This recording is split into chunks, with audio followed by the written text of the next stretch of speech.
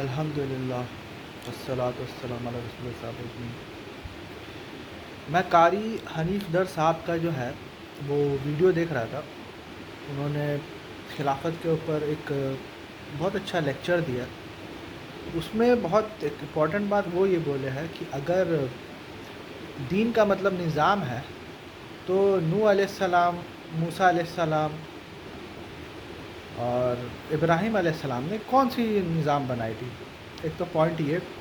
دوسرا پوائنٹ یہ انہوں نے بتایا کہ خلفائے راشدین کے بعد جتنے بھی خلیفہ آئے ہیں سب ایک کو قتل کر کے دوسرے کو آئے ہیں۔ قتل و غارت جو ہے بہت زیادہ ہوتی تھی، کرپشن بھی اس میں تھا۔ ٹھیک ہے، ان لوگوں کے پاس پاور تھا، اقتدار تھا، اللہ نے اقتدار دیا تھا ان لوگوں کو، لیکن وہ لوگ بھی تو ایک دوسرے کو قتل کرتے تھے۔ حتیٰ کہ وہ لوگ کا ایسا کلچر تھا کہ اگر ایک باپ ہے اور اس کے بہت سارے بیٹے ہیں تو جس بیٹے کو اس نے خلیفہ بنانا تھا باقی سب بیٹے کو ختم کرنا پڑتا تھا۔ تو یہ نظام لانا ہے ان لوگ کو، جو لوگ بولتے ہیں کہ خلافت کرتے رہتے ہیں، تو یہ نظام بنانا۔ تیسری بہت امپورٹنٹ بات انہوں نے یہ کہا ہے قاری حنیف در صاحب نے کہ رسول اللہ صلی اللہ علیہ وسلم نے کوئی نظام ہمارے پیچھے چھوڑ کے نہیں گیا۔ یہی ریزن ہے کہ انصار جو ہے وہ خلافت کا دعوت کیے۔ اگر رسول اللہ صلی اللہ علیہ وسلم بول کے جاتے کہ ابو بکر رضی اللہ عنہ خلیفہ بنیں گے تو پھر انصار جو ہے کیوں خلافت کا دعویٰ کرتے؟ اس کے بعد ابو بکر صدیق رضی اللہ عنہ کو آ کے سمجھانے کی ضرورت پھر کیوں پڑتی؟ اچھا، جس طرح سے ابو بکر صدیق رضی اللہ عنہ کو چنا گیا ہے اس طرح عمر رضی اللہ عنہ کو چنا نہیں گیا۔ انفیکٹ عمر رضی اللہ عنہ یہ بات بولتے ہیں کہ ابو بکر صدیق رضی اللہ عنہ کے ہنگامی حالات میں بیعت ہوئی تھی، اس طرح سے بیعت نہیں کرنا، اگر اس طرح سے بیعت کرو گے تو بہت قتل و غارت ہوگا، اور مسلمانوں کے مشورے سے بیعت کرنا۔ عثمان اور انہوں نے 6 رکنی کمیٹی بنا دی، عثمان رضی اللہ عنہ کے ساتھ ویسے ہوا، پھر علی رضی اللہ عنہ علیہ السلام آئے۔ تو سب سے بڑی بات یہ ہے کہ یہ چاروں خلفاء آئے، اس میں ایک چیز کامن تھی، امر شورا بینہم، کہ شورا کے حساب سے ہوا، سب کے رضامندی سے وہ لوگ خلیفہ بنے، ٹھیک ہے نا؟ لیکن کوئی فکس طریقہ، کوئی فکس نظام چاروں میں نہیں تھا۔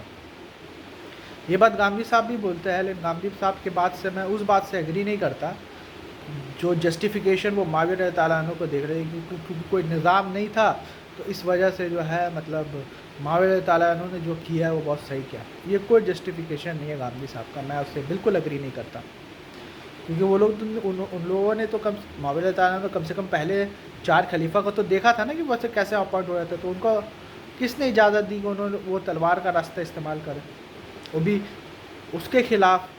علی کو تو وہ جانتے تھے نا۔ تو اس میں یہ الگ ٹاپک ہے۔ اس کے بعد جو جتنے بھی خلیفہ آئے ہیں آپ دیکھیے گا قتل و غارت کے اوپر کے بیسس پہ ہے۔ ٹھیک ہے، کچھ چیزیں انہوں نے صحیح بھی کیا ہے، کچھ چیزیں انہوں نے اچھا بھی کیا ہوگا، وہ تو آج بھی ہو رہا ہے۔ آج بھی آپ دیکھیے گا دبئی میں تو بہت ساری چیز اچھی بھی ہو رہی ہے، بہت ساری چیز خراب بھی ہو رہی ہے۔ سعودی میں آپ دیکھیے گا بہت ساری چیز اچھی بھی ہو رہی ہے، ہیلووین بھی منایا جا رہا ہے۔ تو آج بھی تو وہی صورت حال ہے۔ اور ایک اور بات انہوں نے بہت امپورٹنٹ بات، تو یہ سب جتنے بھی میٹر ہے یہ دنیاوی میٹر ہے۔ اللہ کے رسول صلی اللہ علیہ وسلم پولیٹکس ڈسکس کرنے نہیں آتے، ٹھیک ہے؟ اللہ کے رسول صلی اللہ علیہ وسلم آپ کو آخرت کے لیے پریپیئر کرنے آتے ہیں، آپ کے مورلٹی کو بڑھانا چاہیے۔ ہاں، کچھ سملیرٹیز ہوتی ہے، جیسے اگر کوئی بندہ جو ہے پولیٹکس میں کوئی غلط کام کر رہا ہے، ڈنڈے کے زور پہ اگر آ رہا ہے تو اس کو بولا جاتا ہے امر شورا بینہم، کہ آپس میں مشورہ کر کے آؤ، ٹھیک ہے؟ بیسک گائیڈ لائنس دیا گیا ہے، کوئی نظام، کوئی ایک دم کمپلیکس جس کو اسرار احمد رحمۃ اللہ علیہ کہتا ہے نا سوشو پولیٹیکل اکنامک سسٹم، کوئی ایسا سسٹم نہیں ہے۔ سسٹم ہم ہی لوگ کو بنانا ہے، کیونکہ سسٹم اپنے آپ میں ایک دنیاوی چیز ہوتی ہے۔ ہاں، کچھ گائیڈ لائنس، بہت ہی کم گائیڈ لائنس جو ہے وہ رسول اللہ صلی اللہ علیہ وسلم سیٹ کر کے گئے۔ جیسے پالیٹکس میں اگر آپ دیکھیے تو امر شورا بینہم ہوا، یا پھر اور بھی چھوٹے موٹے کچھ چیزیں ہوئے، جیسے کہ اگر کہ تم کو جو ہے خلیفہ کی بات سننی پڑے گی تب تک جب تک وہ اللہ رسول کے خلاف نہیں جائے، تو یہ سب بیسک چیز ہے۔